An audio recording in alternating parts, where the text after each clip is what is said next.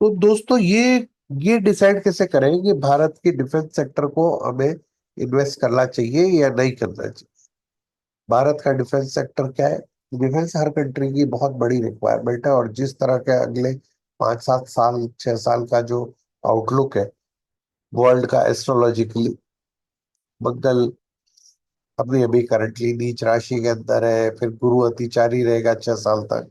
तो ये सब चीजें वर्ल्ड के अंदर वॉर को बढ़ावा देने का बताती है। तो अगर वॉर को बढ़ावा देंगे तो डिफेंस सेक्टर को मजबूत कर देंगे। नरेंद्र मोदी जी का मेक इन इंडिया इनिशिएटिव है, भारत के अंदर डिफेंस के लिए हम ऑलमोस्ट सेल्फ सस्टेनेबल बन गए। और मेजर जो प्रोडक्ट्स हैं, चाहे आप उसको भारत की पनडुब्बियां ले लो या तेजस के फाइटर हवाई जहाज ले लो, तो ये सब भारत में ही बनने लगे। इसके लिए मैंने दिवाली के ऊपर हिंदुस्तान एरोनॉटिक्स और मझगांव डॉक को मेरी टॉप 10 पिक्स के अंदर इनको जगह दी थी, क्योंकि भारत को पनडुब्बी और हवाई जहाज की बहुत सख्त जरूरत है। स्ट्रेटेजिक इंपॉर्टेंस ऑफ डिफेंस का नेशनल सिक्योरिटी को के लिए बहुत मस्ट है, जरूरी है। टेक्नोलॉजिकल एडवांसमेंट हो रहा है, तो एरोस्पेस, इलेक्ट्रॉनिक, साइबर सिक्योरिटी इसका पार्ट होते जा रहे हैं। और इकोनॉमिक ग्रोथ के अंदर हाईली स्किल जॉब के लिए बहुत बढ़िया रहता है। इंटर इन्वेस्टमेंट कंसिडरेशन क्या है डिफेंस में? लॉन्ग टर्म प्रोस्पेक्ट है।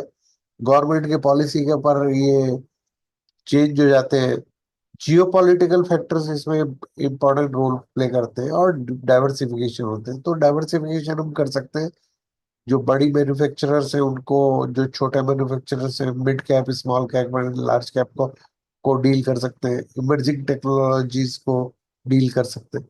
तो इस तरीके से हमें इन्वेस्टमेंट कंसिडरेशन करना चाहिए। मेक इन इंडिया इनिशिएटिव के प्रोडक्शन, डोमेस्टिक प्रोडक्शन बढ़ रहा है, फॉरेन इन्वेस्टमेंट को अट्रैक्ट कर रहा है, और एक्सपोर्ट का भी पोटेंशियल बढ़ता जा रहा है। डिफेंस बजट 2023 में 13% बढ़ा था, 2024 में 10% बढ़ा है, और 2025 में 15% बढ़ा है, और भारत के मेक इन इंडिया को सपोर्ट कर रहा है। ग्लोबल डिफेंस मार्केट का आउटलुक क्या है? जियोपॉलिटिकल टेंशन बढ़ती जा रही है across world, technology arm race बढ़ती जा रही है, साइबर सिक्योरिटी और उससे रिलेटेड वॉरफेयर की तैयारियां बढ़ती जा रही है, और स्पेस को भी मिलिटराइज किया जा रहा है।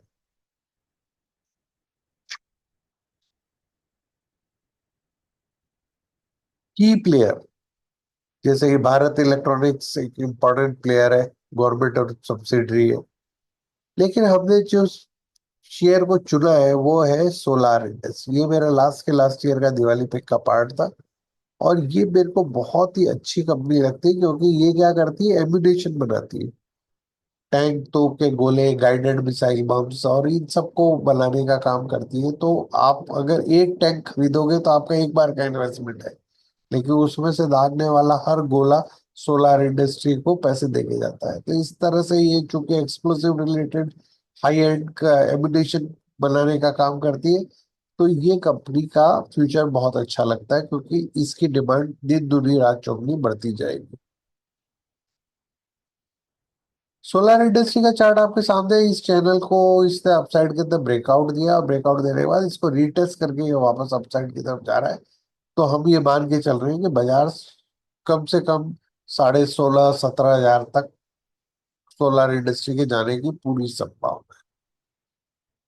ये वीकली चार्ट है सोलर इंडस्ट्री का। तो ये इस चैनल को ब्रेकआउट देके इसका इसने रीटेस्ट किया है, ताकि ये अपसाइड की तरफ जा सके।